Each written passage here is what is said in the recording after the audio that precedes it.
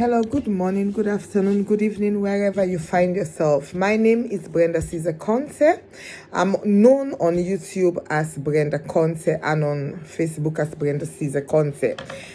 For those of you who don't know me, Caesar is my maiden name and Conte is the name I carry after my husband, okay? It's my married name. I am a Sierra Leonean, though I can relate to everyone because I choose to do that because I love human beings. I have friends from all over the world. I have friends from Singapore, Hong Kong, Japan, all over the world. Of course, Africa, so many friends.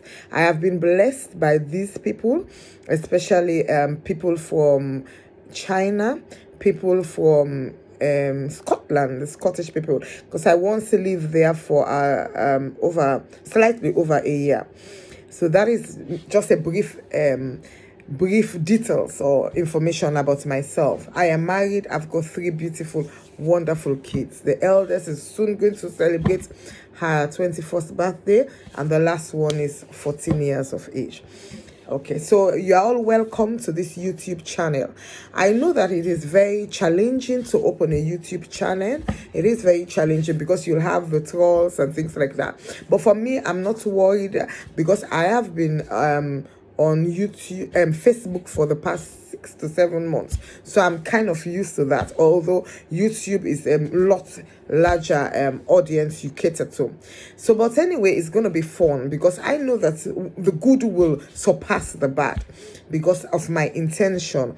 I'm here especially to educate people about what is going on around their environment, especially my people who are the minority in England and abroad, okay? Because I'm originally from Sierra Leone, a very small country in the west coast of Africa.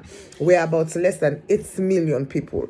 So I came here for slightly over 20 years ago, and I came to see greener pastures. Originally I came to meet my husband. By then he was my boyfriend, and we got married, and soon after I had the baby and things like that. So we just settled here because we had soon after I came here, that was in 1999, we had the civil war back home. So of course I could not go back.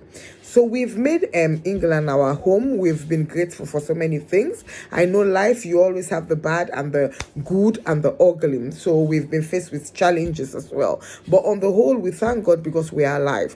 I'm a fervent Christian. God has been very faithful to me. So you will catch me talking about God all the time. And that is just me.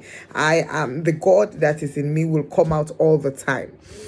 Now, I want to talk about a very important topic. Social services and how they deal with us, the blacks. Many years ago, social service was formed. The reason why the department was formed was to help families, okay? It was there to help families to grow.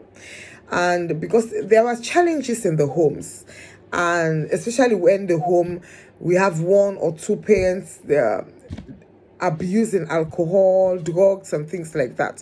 They found out that children of those family, they were neglected, they were abused physically, emotionally, and they were just neglected. And so they formed these social services to help this home. Because I remember there is a short documentary on YouTube many years ago. I think it was in the 60s when they came into the home and helped the dad raise the children because the mom died suddenly of an accident. It was very sudden. So the social services, they came and rendered a lot of help. Though eventually the twins, they could not take the death of the mom. They went all over the place. They end up in jail and things like that. But that was what social service was there for. I want to say social service department, there are a lot of angles, but I want to talk about the child protection unit. Like it is named child protection, it was originally formed, like I said, to protect children from abusive parents or abusive guidance, because some of these children can be under the guidance of their grandma or adopted mom. They are just there to protect children from abuse, even from school teachers and things like that. That is why it is called child protection. On the whole, it is good. Sometimes they intervene and they save the lives of children, because people do abuse children. It is very alarming how a parent. I remember I was reading on was it on YouTube or something, about a woman, a black American woman, and she had I think about 4 kids, but especially this one, the big daughter and the son, the second one. Yeah, I think it was 3 kids. Yes.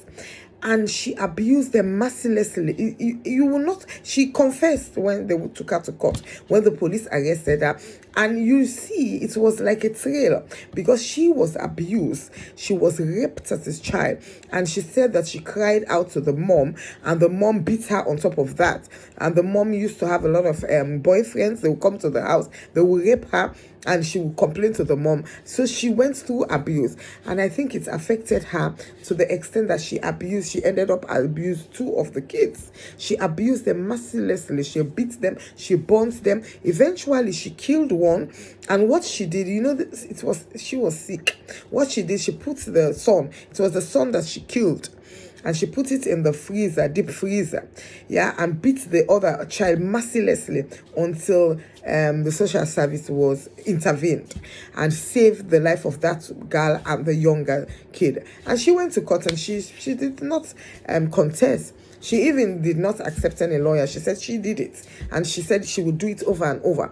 So yeah, there are cases where social services really help to save lives of children. They help to improve their lives, okay?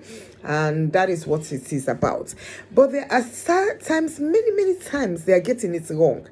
And sometimes some people complain a lot about things that are going on there. I will not dispute it, because the world that we live in, it is a very deep and dark world. Like, that is why even with this COVID-19, some people don't just trust these vaccines, because of maybe what they've had or what they have been through in their lives, okay?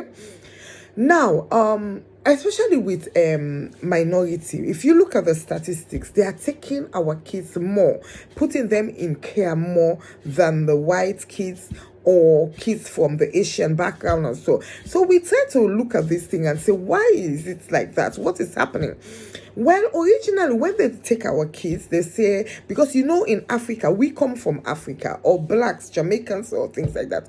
We have a culture of bringing up the kids where corporal punishment, that is beating, okay? It is allowed where we come from. Like me, my home, I was lucky that my mom was not a believer in beating. But then you go to school, the school will beat you. You understand? Corporal punishment is allowed. It is only now some countries, or if you find yourself in some schools, they frown against it. They don't allow it anymore. But before, when we were growing up, it was a common thing to beat us. They will beat us with belts. They will beat us with spoons, wooden spoons. They will beat up with anything they can beat us with, okay? So what they say now, they say that because we are used to it, we were brought up like that, and that is why we abuse our children, we beat our children. And especially in the UK where I live, they say it is not allowed. It is very illegal to beat your child. But my point is, okay, let's just say it is not allowed. Why then does the country not, when you come in as a foreigner, because we do tests, okay, to have our British passports and things like that, why don't they teach us that it is not allowed? Why don't they announce it, publicize it? They don't do it. And even when they say you should not beat a child, when you find yourself in a situation where you have to deal with social service because they say you have beaten your child, there's an allegation that you beat your child, you will notice that some of these cases, you haven't even beaten your child. Maybe the child would go to school and say that my dad or my mom beats me. Or maybe they will just see mark, especially in the cases of small children that don't talk. They will see the mark on the child in the school or the nursery, and the school or the nursery will call the social service. They will inform the social service even before you. And according to the law, there is a law which says that it's your child is your child. They don't have the right to call social service before you or without your knowledge or your approval, but they kind of abuse the law. Because what it is, we have cases, especially in UK, we have the infamous Baby P case, Victoria Kilimbe. They use these cases to gain power, because when these cases, because like Baby P, the parents beat him until he died. He died of multiple fractures and things like that. And the same with Victoria Kilimbe. You understand? But then, these children, social service knew about them, but they left them to their parents or their guardian. You understand? So these things can be very questionable. But these cases are cases over 10 years ago, but they still use them as a reference. Yeah, to come into your family and say, with all kind of powers. They have powers from the government. They just have powers from the local authorities. You understand? And then we say, okay, we are suspecting you that you are an abusive parent because your daughter or your son or your children say that you beat them. It normally starts like that with us, the black, because they have the belief in their head that because we were raised up that way, we are inflicting that abuse on our children. So you will find out they will start by that. And sometimes there's a case that happened in Hackney to some Nigerian couple. They had about 7 or 8 children, okay? And then the son ran to the police. The eldest child ran to the police. I think he was about 14, 15 years or 16 years, and said that my dad beats me with a belt. The police examined, because that is what they should do. They examined the boy's body and they found the belt mark on his body. So they came to the house and said, this is what is going on. Your son has come to us and we found the beat mark on the body. But then the dad was honest, and the dad said, yes, the son is very troublesome and blah, blah, blah. So I beat the son. He said, and they said, well, it is not allowed here. The dad said, well, I did not know. I'm sorry, I would not do it again. But by the time, listen to what happened. When they came to the house, they said the house was untidy. So it stems from beating, physical abuse. But by the time they came and saw the house, and they said, okay, let us look in the fridge, and they accused them of neglecting the children because the house was dirty, the fridge was virtually empty, and there were 8 kids in the house. So you see how things can become complicated dealing with social services. It's not always straightforward. And a lot of time, they have different stages. Sometimes, by law, according to their own act, when they see a crisis, as long as the child is not in imminent danger, that means the child is not in a situation where it is life and death, their own law says, or the family court law says, they should not just rush to the family courts. They should try and see how they can help the parents or try to prevent the case to go to family court. Because when it goes to family court, it is a situation where it becomes very complicated, because the socials normally have power in the family courts. The parents are like at the mercy of the courts or the social service. So they try to tell them that if you can prevent coming to court, you should do it. But many a times, they will not even go through the section 47, which is where they will call the parents and call the teachers, all those who are involved in the care of the child, even the GP. They can call them, because some parents are accused of medical negligence. That is where parents refuse to take their children for vaccines, things like that. Okay? So they can call all these professionals in a meeting to arrange a way forward or a plan for the family. And when you do not go by the plan or they're not satisfied, then they can come in and they remove the children from the house. And one thing, the way they remove the children, it is like, I have seen it on YouTube. They will come with police. The children are crying. It is not a pretty sight. It disturbs the children mentally. And sometimes it's ironic. that with the children that they say they are protecting, they end up abusing the children themselves, because even the forceful removal, it is very traumatic for these children, because children, remember, they are born in a family. They have the bond with their mom, their dad, and their sibling. Social service can just come and uproot them, and then sometimes they have the laws that says they should try and keep siblings together, but they will cry and say, well, we do not have house for these siblings, so they will take them and they will turn them apart, and sometimes they will take them to other areas outside London or where you live, you understand? So you will be ripped out of, you will not see your parents and your siblings. And that is according to the international court, the human rights law. For the rights, you have a right, children have the right to enjoy their family. It can conflict with that law, you understand? It can be a violation of that law if they are too harsh, you understand, this draconian way of doing things. But sometimes they just do it like that. Some social are good, but some of them, they abuse their powers. So we are going to talk more about when they abuse their powers, because a lot of our sisters and brothers, they are losing their children to social service.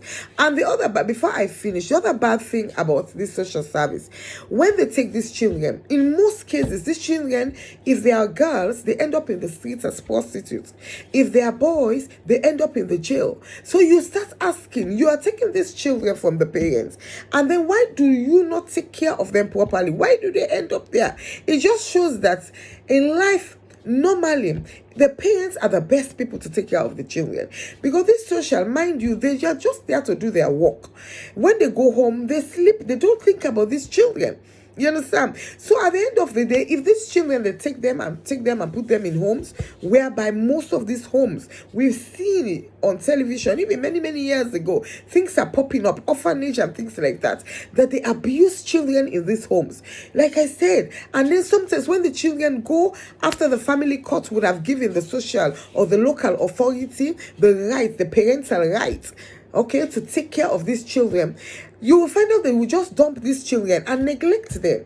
You understand? And these children might be abused. They might end up being abused by workers in these homes, sexually as well as all kind of abuse take place there.